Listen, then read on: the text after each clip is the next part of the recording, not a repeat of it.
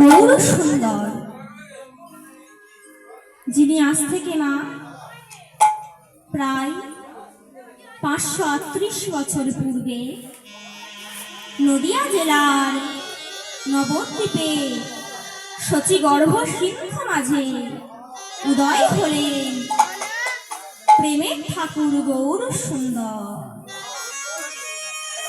তিনি উদয় হলেন এই কলিহত জীবকে উদ্ধার করবেন বলে। ভগবান গৌরূপে নেমে এলেন গোলক থেকে ভূলোকে, এই মাটির ধরাধাম। তাহলে প্রথমে জানতে হবে এই গৌরহরিকে কেন তিনি এলেন। এই গৌরহরিকে শাস্ত্রে বললেন এই গৌরহরি হলেন রাধা কৃষ্ণ মিলিত তনু। গোবিন্দের গো আর রাধার রা দুয়ে মিলে হলো গোরা। কেননা মা দাপর যুগে রাধা গোবিন্দ লীলা করেছিলেন। তাদের আত্মা ছিল এক, রাধা কৃষ্ণ একই আত্মা, দুই দেহ ধরি অনন্যে বিলাস হয় রস আস্বাদন। সেই রস মিলেবে চৈতন্য গোসাই রাধা ভাব আস্বাদিতে দোহে হইল এক। দুই দেহ এক হয়ে গেল, দুই দেহ এক হয়ে গৌরূপে উদয় হল। কেন এই যে গৌরূপ ধারণ করলো, কেন ধারণ করলো? কেননা মা একটাই কারণ, দাপর যুগে শেষ সন্ধিক্ষণে ভগবান আমার নিরজনে বসে বসে ভাবছে আমি তো ভগবান, স্বয়ং ভগবান আমি, 64 গুণের অধিকারী আমি, 16 কলা পূর্ণস্থ ভগবান আমি। তবু ওই দাপর যুগে কত না লীলা করলাম, তথাপিও আমার 3টি বাসনা পূর্ণ হল। কি কি সেই বাসনা? রাধা রানীর প্রেম কেমন, কই ছানো রাধা প্রেমা, কই ছানো মধুরিমা, কই ছানো সুচিতে ভোগ, এ দিনে বাঞ্ছিত ধাম ব্রজে রহিলে পূরণ, কি করিতে পাইলে না।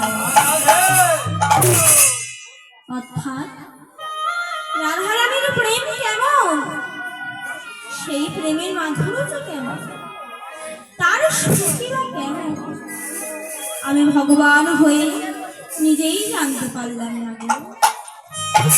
এক কথা বলতে গেলে বৃন্দাবনের ভক্ত শিষ্ট চূড়ামণি হচ্ছেন রাধা রানী। তাই ভক্ত যে আমায় ভালোবেসে কি আনন্দ পায়, কি সুখ পায়, আমি ভগবান হয়ে নিজে জানতে পারলাম না। তাই 3টি বাসনা পূর্ণ হল না। মনটা একটু খারাপ করে বসে আছে, গোবিন্দ আমার মুখটা মলিন করে বসে আছে। এই সময় রাধা রানী কুঞ্জে প্রবেশ করলেন। গোবিন্দের অমন মলিন মুখ দেখে রাধা রানী বলছে কি হয়েছে তোমার প্রাণনা? এই ব্যাপার না, ভক্ত যে আমায় ভালোবেসে কি সুখ পায়, কি আনন্দ পায়, তা আমি ভগবান হয়ে নিজে জানতে পারলাম না গো। রাধারানী বলছো এই কথা না, তা বেশ, তুমি যদি কিছু মনে না করো একটা কথা তোমায় বললো প্রাণনা। বলো না রাধা, তুমি কি বলবে বলো না। শোনো প্রাণনাথ শোনো, তুমি এই বৃন্দাবনে যতই চেষ্টা করো না কেন, ওই ভক্তের ভাব রস তুমি কোনোদিনই আস্বাদন করতে পারবে না। গোবিন্দ বলছে কেন, কেন পারবো না আমি ভক্তের ভাব রস আস্বাদন করতে? বলো রাধে বলো, এটা তোমার প্রশ্ন। রাধারানী বলছে, কেন পারবে না জানো তুমি? কারণ তুমি এ যুগে যে আসনে বসে আছো সেটা হচ্ছে ভগবানের আসন, আর আমি রাধারানী যেখানে থেকে তোমায় ভালোবাসি সেটা হচ্ছে ভক্তের আসন। তাই ভক্ত যে তোমায় হা কৃষ্ণ প্রাণ কৃষ্ণ বলে কেঁদে কেঁদে কি সুখ পায়, কি আনন্দ পায়, যারা ভক্ত হয়েছে তারাই জানে। জানো বধূ জানো, দৃষ্টান্ত কোথায়? কোনো এক মিষ্টির দোকানের মালিক দেখবে মা ছানাচিনি কারিগরের হাতে তুলে দিয়ে বলবেন, এই রইল ছানাচিনি, এর থেকে বিভিন্ন ধরনের মিষ্টি তৈরি করতে হবে। সেই ছানাচিনি দিয়ে দেখবেন মা কত রকমের না মিষ্টি তৈরি হচ্ছে, সন্দেশ, রসগোল্লা, কাঁচাগোল্লা, রাজভোগ, দুর্গাভোগ। কিন্তু ও মা, কয় পাক দিলে রসগোল্লা তৈরি হয় আর কয় পাক দিলে সন্দেশ তৈরি হয় সে কে জানে মা? কে জানে? সে জানে হচ্ছে আমার কারিগর। মালিক কিন্তু তো জানে না মা, কারিগর জানে।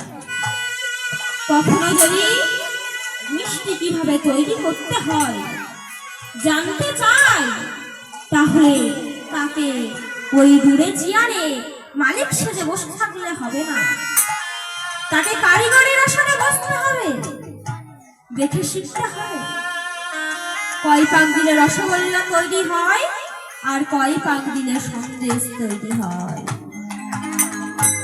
সে দূরে চেয়ারে মালিক সেজে বসে থাকলে হবে না মা।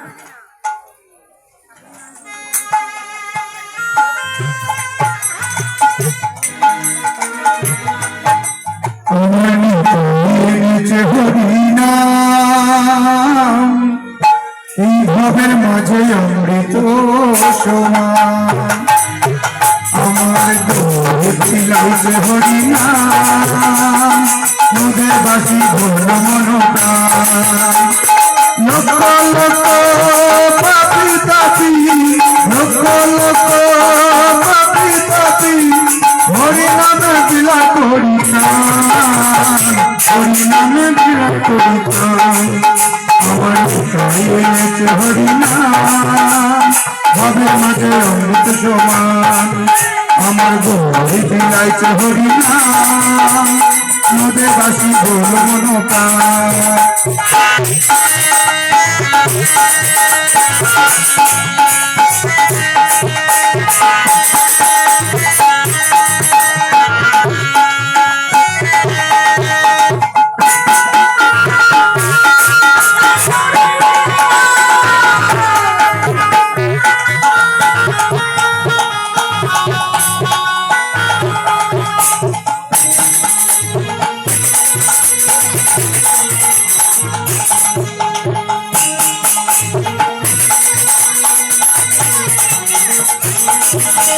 এই হরিনাম পাখির সম্মান ভেবে নাম ছাড়া কোনো শান্তি পাবি না জীবন এই হরিনাম পাখির সম্মান ভেবে নাম ছাড়া কোনো শান্তি পাবি না জীবনে বলে নয়ন জলে বলে নয়ন জলে ভাষা মন হবে না সমান আমার হরি নাম হবে না অমৃত সমান আমার গোয়ালে হরি নাম এই নদেবাসী ভবন ভগবান এই নদেবাসী তাই কখনো যদি তাই মিষ্টি তৈরি করতে গেলে আগে কারিগর হতে হবে। তাই গৌর হরি হরি হরি বল। গোবিন্দ বলছে, রাধে এ যুগে তো আর হলো না, তাই আগত কলি থেকে তুমি হচ্ছ ভক্ত শ্রেষ্ঠ চূড়ামণি রাধারানী, আমি তোমার প্রেমকে গ্রহ করে তোমার ভাবকান্তি নিজ ভাবকান্তিকে ধারণ করে আর ভগবান রূপে নয় রাধে, এবার আমি ভক্ত ভাবে বিভোর হয়ে ভক্ত ভাবে উদয় হব।